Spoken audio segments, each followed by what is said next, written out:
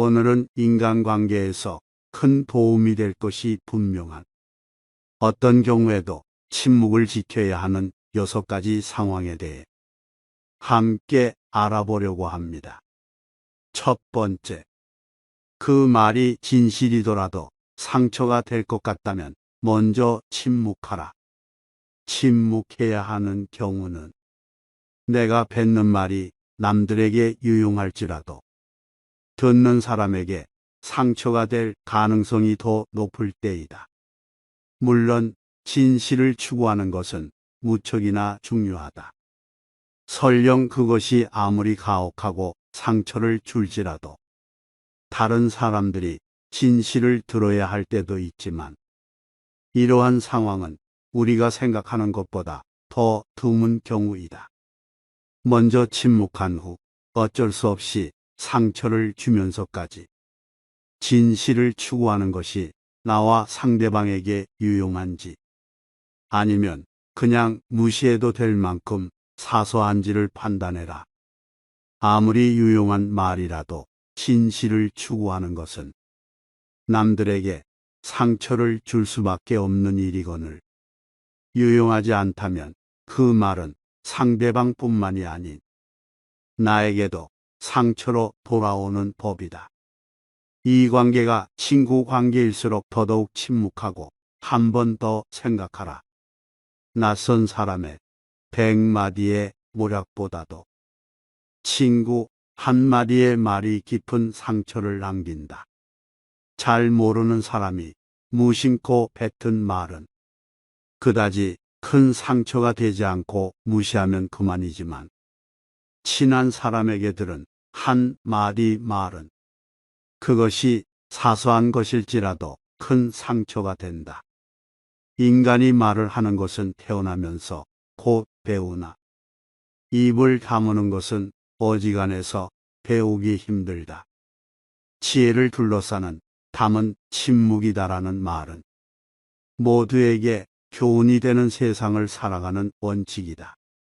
자신의 지나간 생을 돌이켜 볼 때 입을 잘못 놀리거나 말을 덧붙여 후회한 일은 있어도 침묵하고 있었던 것을 후회한 것은 별로 없을 것이다.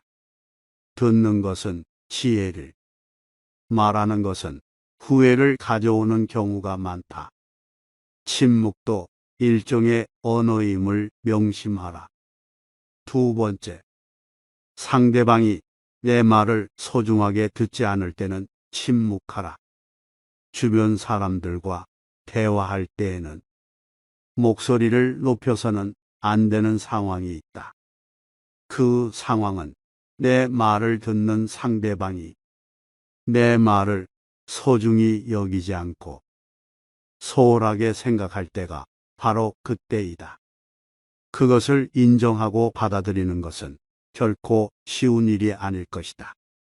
사람은 누구나 자신을 소중하게 생각하고 내가 내뱉는 말 한마디 한마디가 무척이나 중요한 말이라고 생각하는 경우가 많다. 하지만 아무리 도움이 되고 인생의 보물 같은 좋은 일지라도 상대방이 그 말을 소중히 여기지 않는다면 입이 아파가며 목소리를 높일 필요가 없다.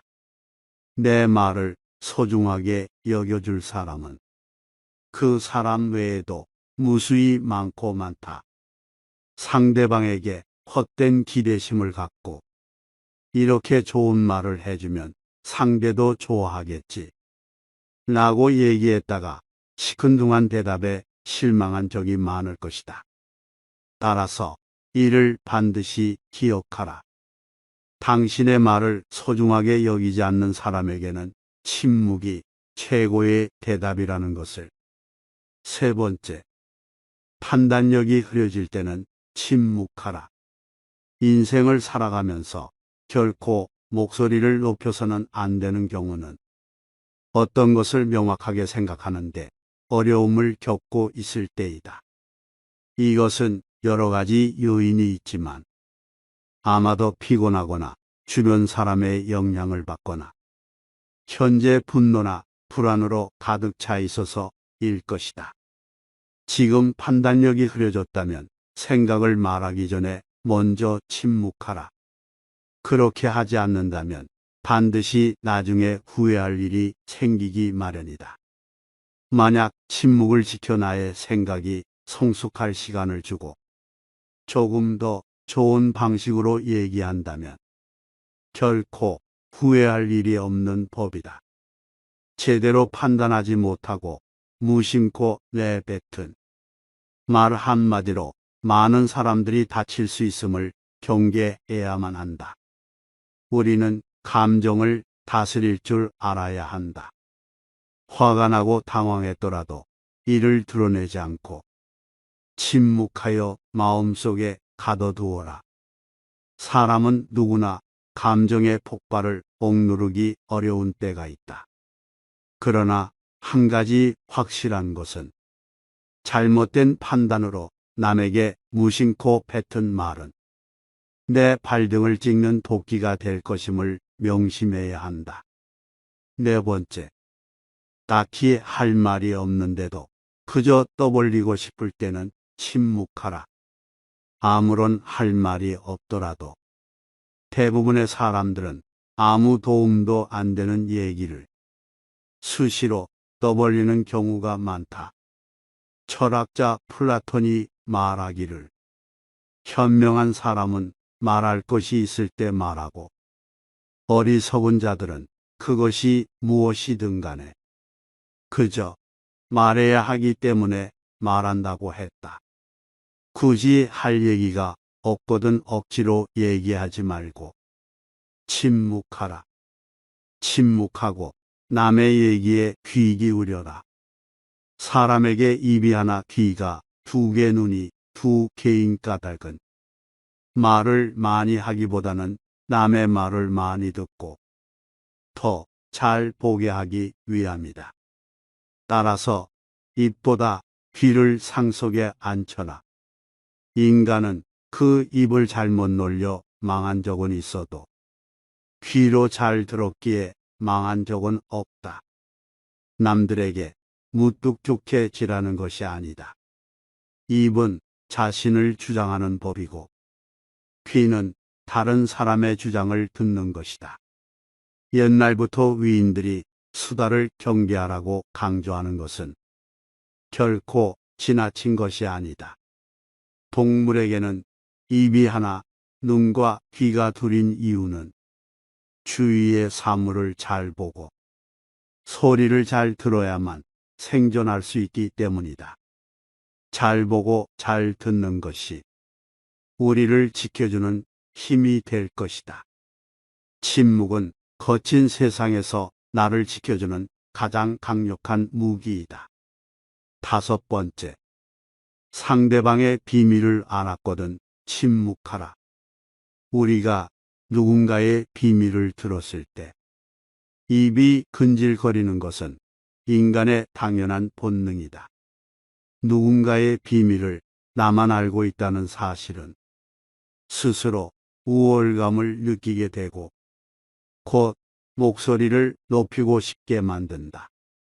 하지만 이럴수록 침묵해야만 한다. 그 충동을 억제하고 대신 반성하는 것이 가장 좋다.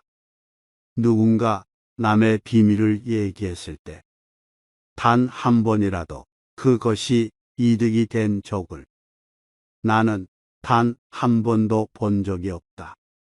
우리 주위에는 입을 잘못 놀리거나 남에게 해서는 안 될 소리를 해서 인생에 큰 손해를 본 사람들이 많이 있다. 사람은 자신의 입과 혀와 함께 평생을 살아가야 한다. 혀는 자신의 의지를 가진 듯 제멋대로 움직인다. 말이나 음성은 인간의 제2의 얼굴이라고 한다. 입을 오래 벌리고 있지 말고 입을 닫아라. 이미 해버린 말을 주워 담는 것은 불가능한 일임을 생각하라. 여섯 번째, 그 얘기가 사실인지 거짓인지 긴가민가 할 때는 침묵하라. 물론 우리는 그 말이 진실이든 거짓이든 그것에 대해 자유롭게 추측하고 목소리를 높일 수 있다. 그것이 결코 잘못된 것은 아니지만 이것은 나에게 엄청난 손해로 돌아올 때가 있다. 예를 들어 우리가 다른 사람에게 큰 영향을 미칠 수 있는 것에 대해 이야기할 때가 바로 그렇다. 예를 들어 상대방의 건강 문제나 상대방에게 손해가 될 수 있는 정보들이 그렇다. 이런 주제는 건강한 상대방도 건강을 걱정하게 만들고 상대방에게 정신적 재산적으로도 손해를 끼칠 수 있는 법이다. 또한 아무렇게나 뱉은 소문은 어떤 상황에서는 괜찮을지 모르지만 그 소문으로 인해 상대방을 좌지우지할 수 있다면 결코 말하지 않고 침묵하는 것이 이롭다. 검증되지 않은 얘기는 그저 가십거리일 뿐 결코 나와 상대방에게 도움이 되는 것이 아니다.